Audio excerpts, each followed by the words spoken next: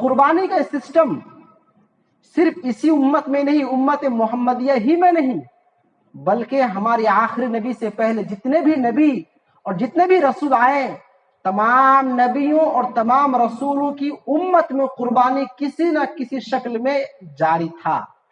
اگر گوشت کھانے کی نیت ہے تو پھر 10ویں تاریخ کا انتظار کیوں کر رہے ہیں؟ آج ہی سے کھانا شروع کر دیجیے۔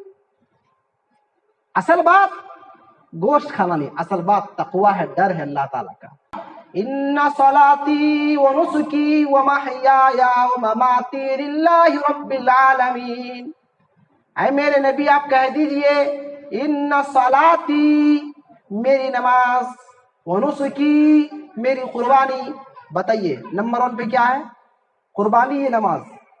اس آیت کریمہ میں بھی پہلے نمبر پہ نماز کا ذکر ہے کہ میری نماز، میری قربانی، میرا جینا، میرا مرنا سب اللہ تعالیٰ کے لیے ہے۔ کوئی بھی قربانی کرے، پیسے ہیں تو قربانی خرید لیا اور ذبح کر دیا، تو خرید لینا اور ذبح کر دینا یہ قربانی ہونے کی دلیل نہیں ہے۔ یا ایھا الذین آمنوا اتقوا اللہ وقولوا قولا سدیدا یصلح لکم اعمالکم یغفر لکم ذنوبکم ومن یطع اللہ ورسولہ فقد فاز فوزا عظیما اما بعد فإن خیر الحدیث کتاب اللہ وخير الهدي هدي محمد صلى الله عليه وسلم وشر الأمور محدثاتها وكل محدثة بدعة وكل بدعة ضلالة وكل ضلالة في النار۔ أعوذ بالله من الشيطان الرجيم، بسم الله الرحمن الرحيم۔ وَلِكُلِّ أُمَّةٍ جَعَلْنَا مَنسَكًا لِيَذْكُرُوا اسْمَ اللَّهِ عَلَى مَا رَزَقَهُم مِّن بَهِيمَةِ الْأَنْعَامِ۔ بزرگوں، دوستوں، نوجوان ساتھیوں، چھوٹے پیارے بچوں، پردہ نشین خواتین اسلام، میں نے آپ کے سامنے سورۃ الحج کی آیت نمبر 34 تلاوت کی ہے۔ اس مناسبت سے آج ہمارا عنوان ہے قربانی اور اس کے متعلق احکام و مسائل۔ نوجوان ساتھیوں، کبھی آپ نے غور کیا کہ قربانی کا معنی، مفہوم کیا ہے؟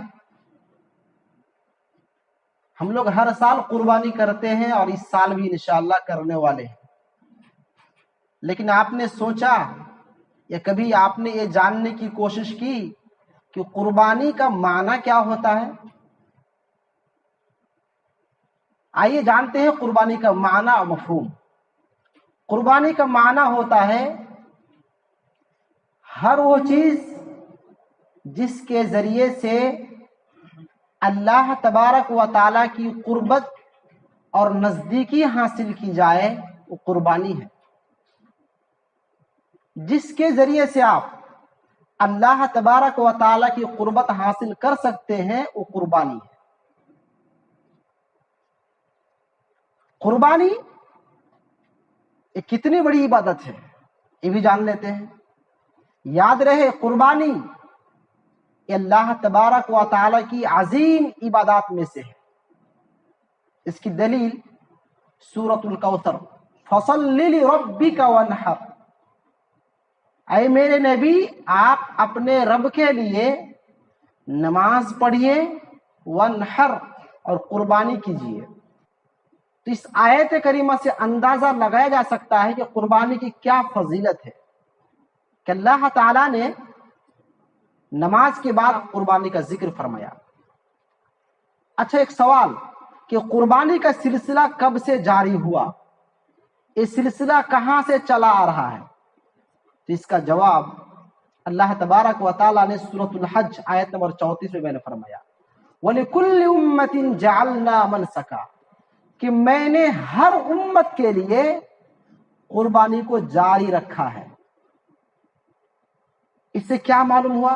تو قربانی کا سسٹم صرف اسی امت میں نہیں، امت محمدیہ ہی میں نہیں، بلکہ ہمارے آخری نبی سے پہلے جتنے بھی نبی اور جتنے بھی رسول آئے، تمام نبیوں اور تمام رسولوں کی امت میں قربانی کسی نہ کسی شکل میں جاری تھا۔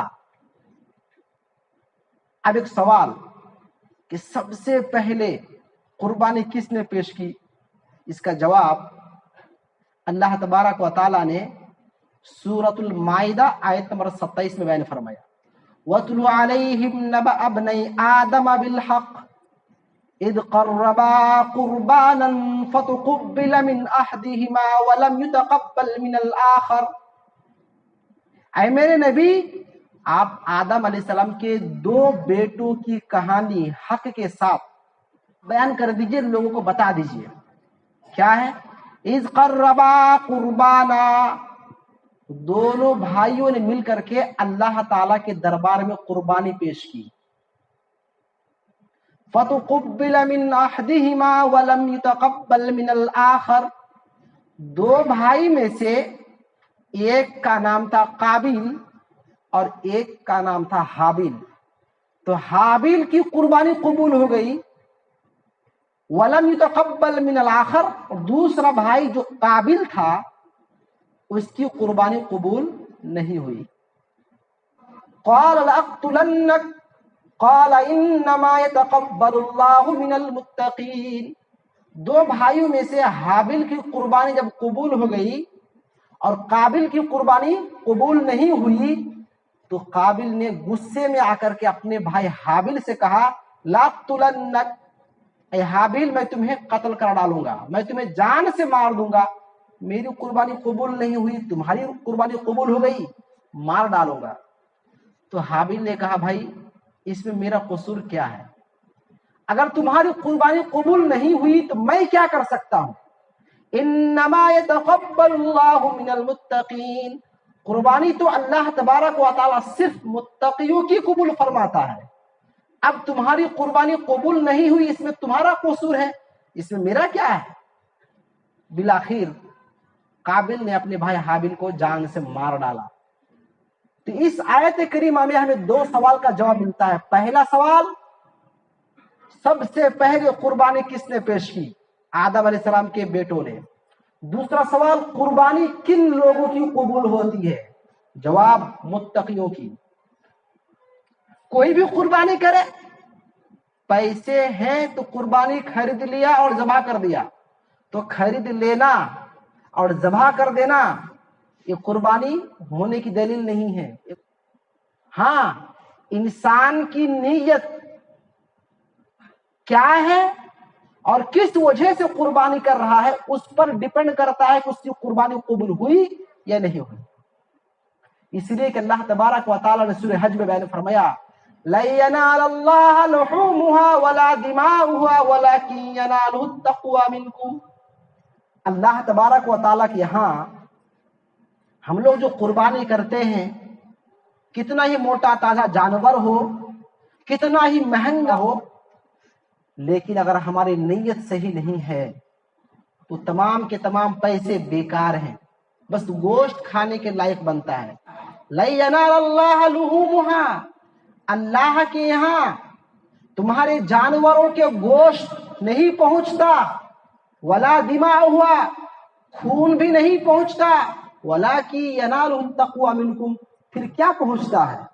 تو جواب دیا گیا، تمہارے دل کی کیفیت، تقوی، ڈر، تمہاری نیت، تم قربانی کس بنیاد پہ کر رہے ہو، کیوں کر رہے ہو، یہی چیز اللہ تعالیٰ کے یہاں پہنچتا ہے، اور یہی چیز اللہ تبارک و تعالیٰ کو مطلوب اور مقصود ہے۔ بہت سارے لوگ آپ کو ملیں گے، آپ کے ساتھیوں میں سے، آپ کے دوست احباب میں سے، رشتہ داروں میں سے، بہت مہنگے مہنگے جانور خریدتے ہیں، لیکن نمازوں میں دیکھیے غیر حاضر۔ جمعہ آیا، عید کو ایک مرتبہ آ گیا، بس بتائیے قربانی نمبر 1 پہ ہے یا نماز نمبر 1 پہ ہے؟ ابھی آپ نے آیت سنی سورہ کوثر کی، اور میری بات نہیں، آپ کو شک ہو تو آپ قرآن اٹھا کے دیکھ لیجئے اور دیکھ لیجئے گا، فَصَلِّ لِرَبِّكَ وَانْحَرْ، سب سے پہلے بات کس کی کہی گئی ہے؟ ایسا تو نہیں کہ پہلے قربانی کرو بعد میں نماز پڑھو، پہلے تو نماز کی بات ہے. فصلی، آپ نماز پڑھیے لربی کا، اپنے رب کو راضی کرنے کے لیے. اور نمبر 2 پہ قربانی کی باری ہے کہ پھر قربانی کیجیے. یہاں تو قربانی کرنے والوں کی کمی نہیں اور نمازوں کی تعداد نہیں. نماز پڑھنے والے غیر حاضر، ہفتے میں 1 مرتبہ آئے، حاضری دے کے چلے گئے. تو میرے پیارے بھائیوں، اگر صرف آپ گوشت کھانا چاہتے ہیں کہ چلو سب کے ساتھ مل کے گوشت کھائیں گے تو ٹھیک ہے، لیکن واقعی حقیقتاً اگر آپ قربانی کرنا چاہتے ہیں تو پھر آپ کو نمازوں کی بھی پابند بننی پڑے گی. آپ پڑھیے سورۃ الانعام، اس میں اللہ تعالیٰ نے بیان فرمایا ان صلاتی ونسکی ومحیای ومماتی للہ رب العالمین. اے میرے نبی آپ کہہ دیجئے ان صلاتی، میری نماز، ونسکی، میری قربانی. بتائیے نمبر 1 پہ کیا ہے؟ قربانی، یہ نماز. اس آیت کریمہ میں بھی پہلے نمبر پہ نماز کا ذکر ہے کہ میری نماز، میری قربانی، میرا جینا، میرا مرنا سب اللہ تعالیٰ کے لیے ہے. تو یہاں جب کھانے کی باری آتی ہے تو سب کو سمجھ میں آتا ہے، سب پہلے سے خرید لیتے ہیں. اور جہاں عبادت کی باری آتی ہے، تھوڑی سی کوشش اور محنت کی باری آتی ہے تو پھر یہاں چور بن جاتے ہیں. معاف کیجیے گا، سچائی ہے. تو میرے پیارے بھائیوں، صرف گوشت کھانا مقصود نہیں. اللہ تبارک و تعالیٰ یہ دیکھنا چاہتا ہے کہ میرے بندوں کے دلوں میں تقوی کتنا ہے، ڈر کتنا ہے اللہ تعالیٰ کا. تو قربانی کا مقصد اللہ کو راضی کرنا ہو، اللہ کو خوش کرنا ہو، گوشت کھانا نہ ہو. اگر گوشت کھانے کی نیت ہے تو پھر 10ویں تاریخ کا انتظار کیوں کر رہے ہیں؟ آج ہی سے کھانا شروع کر دیجیے. اصل بات گوشت کھانا نہیں، اصل بات تقوی ہے، ڈر ہے اللہ تعالیٰ کا. چلیے، یہ چند سوالات اور اس کے جوابات تھے. اب آئیے ہم دیکھتے ہیں قربانی کے احکام. قربانی کرنے کے 5 شرائط ہیں. پہلی شرط یہ ہے کہ قربانی کا جانور انہی جانور میں سے ہو جن جانوروں کا تذکرہ اللہ تعالیٰ نے قرآن مجید میں فرمایا. وہ جانور کون کون سا ہے؟ علی ما رزقهم من بہیمۃ الانعام. وہ جانور ہونا چاہیے بہیمۃ الانعام میں سے. آپ کہیں گے بہیمۃ الانعام کون کون سے جانور ہیں؟ تو سن لیجئے، سورہ انعام ہی میں اللہ تعالیٰ نے فرمایا من الابل اثنین، اونٹ میں سے 2، نر اور مادہ 2 جانور ہو گیا. ومن البقر اثنین، اور گائے میں سے 2، نر اور مادہ 4 ہو گیا. ومن المعد اثنین، بکری میں سے 2، نر اور مادہ، یعنی بکرا بکری 6 ہو گیا. اور ومن الضأن اثنین، بھیڑ میں سے 2، مذکر مؤنث، نر اور مادہ. تو گوئے کہ 4 طرح کے جانور ہیں جس کو آپ نر اور مادہ ملا کر گنیں گے تو 8 قسم کے جانور ہوں گے، اور انہی میں سے دمبا بھی شامل ہے. تو گویا کہ 8 قسموں کے جانوروں میں آپ قربانی کر سکتے ہیں. اب آپ کہیں گے بھینس میں قربانی، بھینس کی قربانی یہ مختلف فی ہے، تو اب اختلاف میں نہ پڑے، جو واضح ہے اسی پر عمل کیجیے، انشاءاللہ آپ کے لیے کافی ہے. تو پہلی شرط یہ ہے کہ قربانی کا جانور انہی جانوروں میں سے ہو جن کا تذکرہ اللہ تعالیٰ نے قرآن مجید میں بیان فرمایا اور جس کو میں نے آپ کے سامنے پیش کر دیا. وہ 8 قسم کے جانور ہیں. دوسری شرط ان تبلغ سن المحدود، وہ جانور اپنے محدود عمر کو پہنچ جائے. اس کی عمر کیا ہے؟ اس کی عمر بس دانت نکلنا ہے، یعنی دودھ کا دانت گر جائے اور پھر دانت نکل آئے تو اسے بولتے ہیں داتا ہوا. تو جانور داتا ہوا ہونا چاہیے، یہ دوسری شرط ہے. اس کی دلیل یہ حدیث پاک ہے. عن جابر بن عبد اللہ رضی اللہ تعالی عنہ قال قال رسول اللہ صلی اللہ علیہ وسلم لا تذبحوا الا مسنة الا ان يعصر عليكم فتذبحوا جذعة من الضأن. رواه مسلم فی کتاب العزاہی. حدیث مسلم شریف میں موجود ہے. جابر بن عبداللہ رضی اللہ تعالیٰ عنہ بیان کرتے ہیں کہ اللہ کے رسول نے فرمایا تم لوگ قربانی کے لیے انہی جانوروں کا چوائس کرو جو داتا ہوا ہو. تو گوئے کہ عمر کا کوئی لحاظ نہیں، جس جانور کا دانت نکل آئے وہی جانور قربانی کے لائق ہے، چاہے 2 سال میں دانت نکل آئے، چاہے 3 سال میں دانت نکل آئے، چاہے 4 سال میں۔ اس سال نہیں دیکھا جائے گا، یہ دیکھا جائے گا اس کا دانت نکلا ہے یا نہیں، چاہے آپ کے اپنے گھر کے پالا ہوا جانور ہو یا پھر مارکیٹ سے خریدا ہوا جانور ہو۔ لوگ بولتے ہیں کہ شیخ ہم خود اپنے گھر میں کھسی پال رہے تھے تو 1 سال کا ہے لیکن موٹا تازہ ہے، چلے گا کہ نہیں چلے گا؟ اصل بات ہے دانت نکلنا۔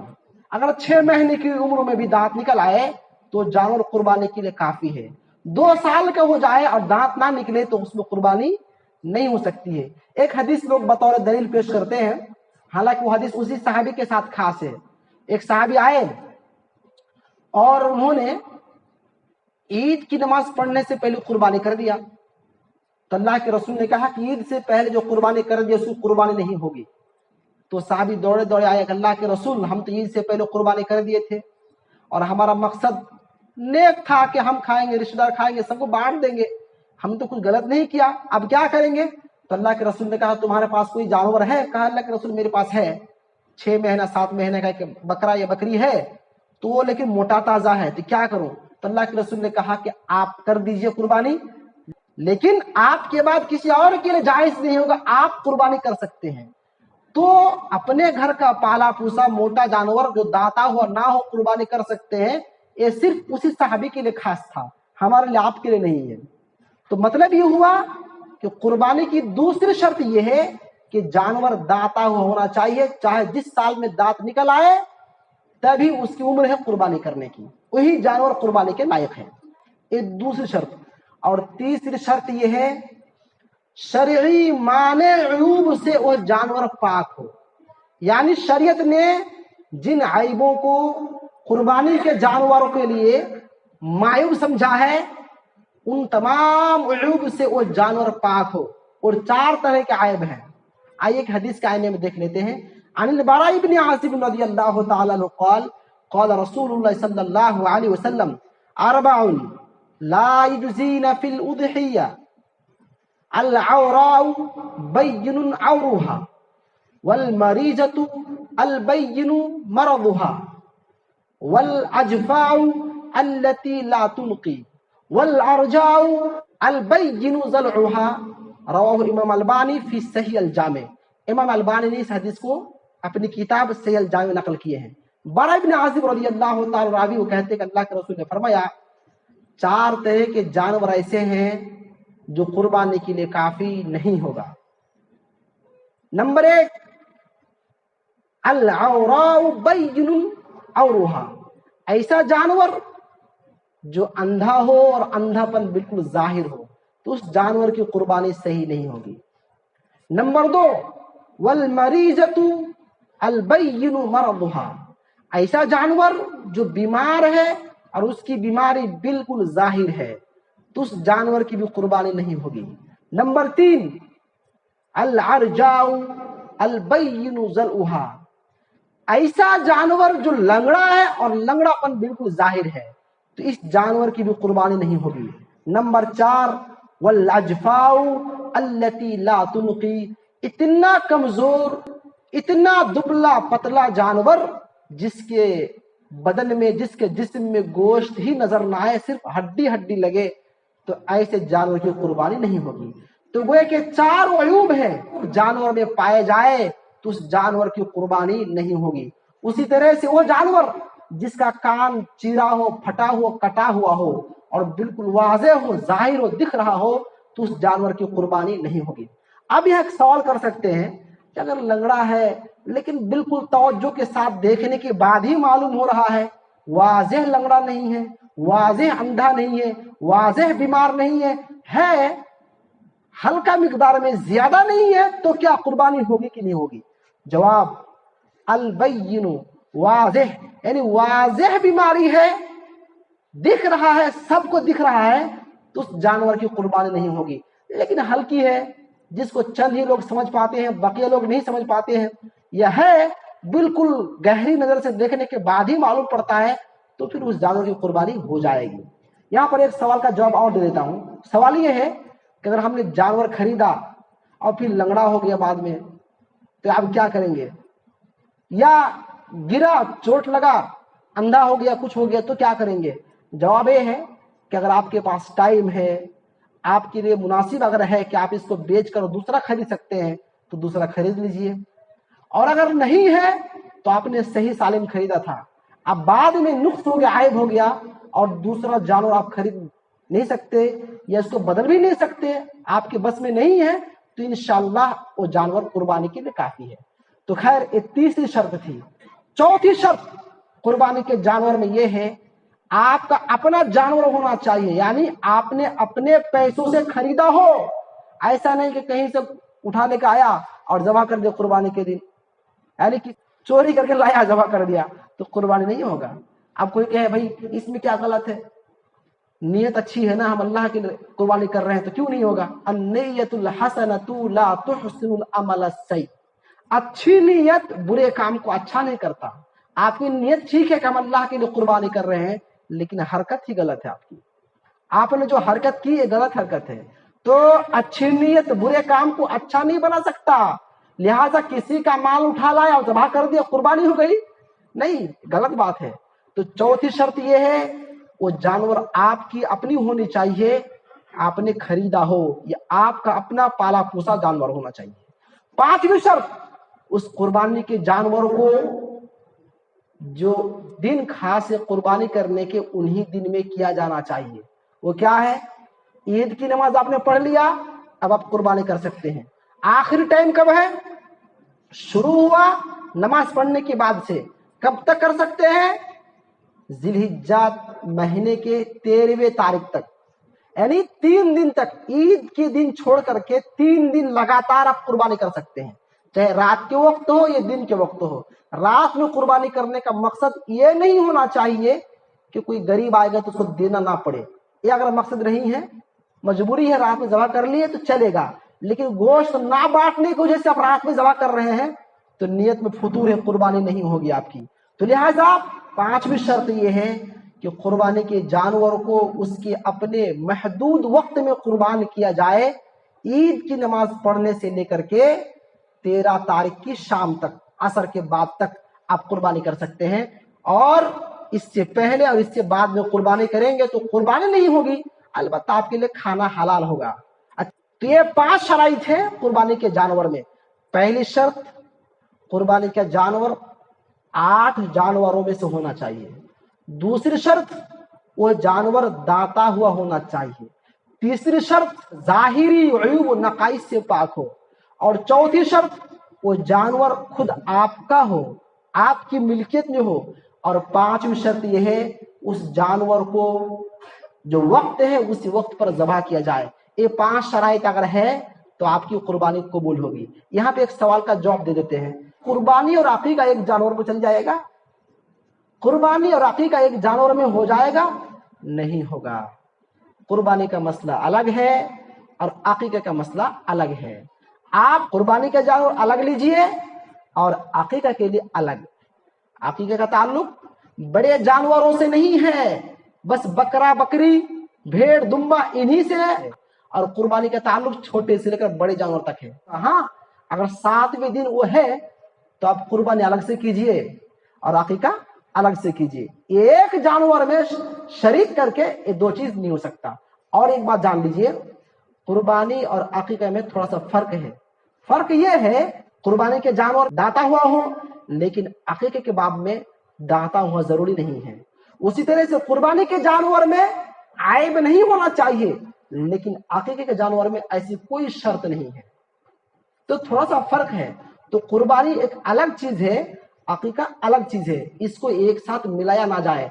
जहां तक खाल और गोश्त की बात है, ये भी अहम बात है, तो गोश्त को बांटिए, जमा रखिए, खाइए, दोस्तों को खिलाइए, यही हुक्म अकीका का और कुर्बानी दोनों का हुक्म है।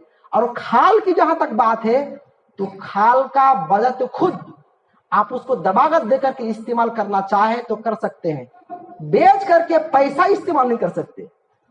अगर कुर्बानी का जानवर है या अकीका का जानवर है, उसका खाल आप उसे दबागत दे करके कोई चीज बना करके यूज करना चाहते हैं तो आपके लिए जायज है, लेकिन उस खाल को बेच करके पैसा खाना जायज नहीं। वो गरीब और मिस्किनों में तकसीम किया जाना चाहिए।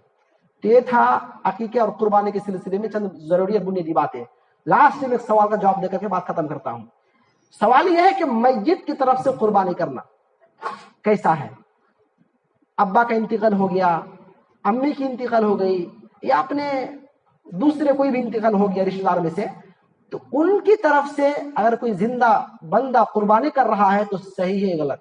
یاد رہے اس کی 3 شکلیں ہیں. میت کی طرف سے قربانی کرنے اور نہ کرنے کی 3 شکلیں ہیں. اس میں سے 2 شکل جائز ہے اور 1 شکل درست نہیں ہے. پہلی شکل یہ ہے کہ آپ جیسے قربانی کرتے ہیں تو آپ یوں کہیں کہ اللہ یہ قربانی میری طرف سے ہے اور میرے گھر والوں کی طرف سے ہے.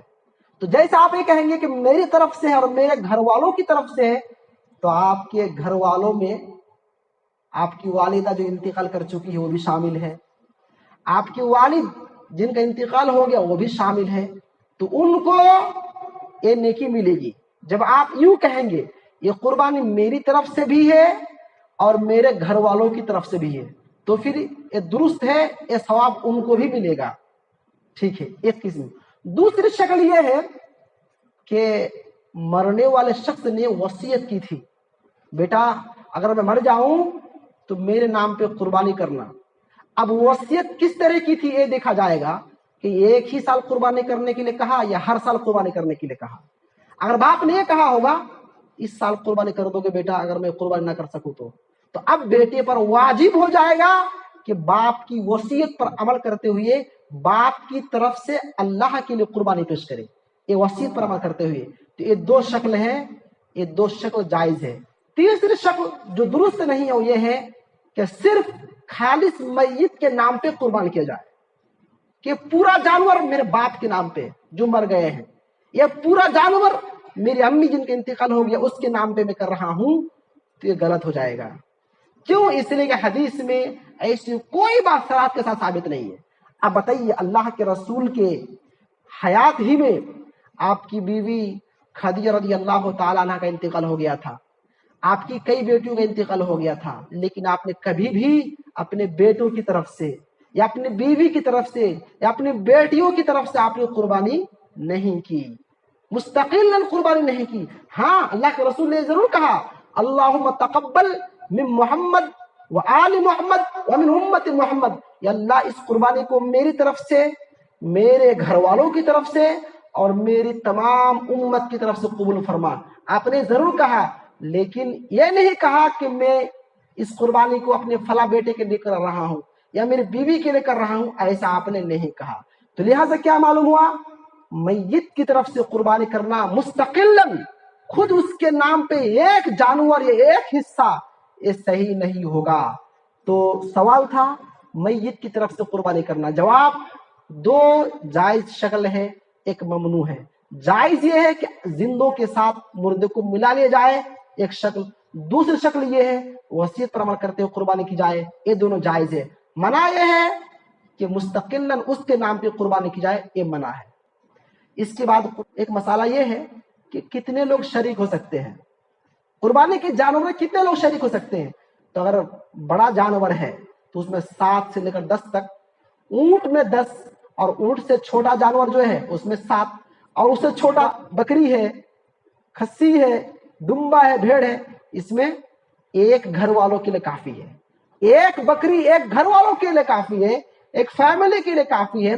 لیکن بڑے جانور میں 7 لوگ یا 10 لوگ جو شریک ہوں گے وہ 10 لوگوں کی طرف ہی سے قربانی ہوگا. اچھا، اس کے بعد ایک مسئلہ یہ رہ گیا کہ چاند نظر آ جانے کے بعد ہمیں کیا کرنا چاہیے؟ چاند جیسی ہی نظر آ جائے تکبیرات کہے تو ہم کرنا چاہیے اللہ اکبر اللہ اکبر اللہ اکبر لا الہ الا اللہ واللہ اکبر اللہ اکبر وللہ الحمد. اور دوسرا کام یہ ہے کہ ناخن کاٹنے سے، مونچھ کاٹنے سے، بال کاٹنے سے انسان کو بچتے رہنا چاہیے، کیونکہ ان دنوں منع کیا گیا جو قربانی کرنا چاہتا ہے وہ ان چیزوں کو نہ کاٹے. تو اس کے بعد ایک بات اور ہے کہ قربانی جب کرے تو کیا دعا پڑھنا چاہیے؟ دعا کیا پڑھنا چاہیے؟ وہاں پہ دعا لکھا ہے، دیکھیے بہت بڑی دعا لکھی ہوئی ہے، سب کو یاد نہ ہو شاید، اور یاد کرنا مشکل بھی اگر ہو تو آسان دعا سکھا رہا ہوں، سنیے. بسم اللہ واللہ اکبر، بس بسم اللہ واللہ اکبر کہیے، اور عربی نہیں جانتے تو اردو میں کہہ دیجئے اللہ یہ جانور فلاں فلاں بندے کی طرف سے ہے. اگر چھوٹا جانور ہے تو یہ کہیے میرے گھر والوں کی طرف سے ہے.